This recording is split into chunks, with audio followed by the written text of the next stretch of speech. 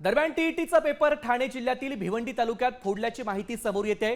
या प्रकरणी भिवंडी पोलिसांनी गुन्हा दाखल केलाय।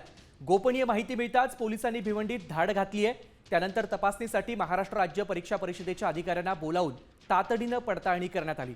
त्यानंतर काही जणांकडे टीईटीच्या उद्या होणाऱ्या पेपरमधील प्रश्न आढळलेत।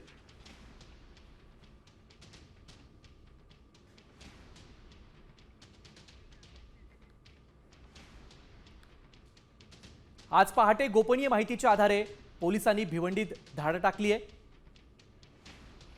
तपासणीसाठी महाराष्ट्र राज्य परीक्षा परिषदेच्या काही अधिकाऱ्यांना देखील बोलावण्यात आलं होतं।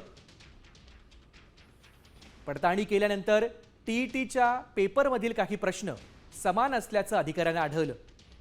पेपर फुटल्याचं लक्षात आल्यानंतर उद्याची टीईटीची परीक्षा पुढे ढकलण्यात आली आहे। भिवंडी पोलिसांकडून संबंधितांवर आता गुन्हा देखील दाखल करण्यात आला आहे।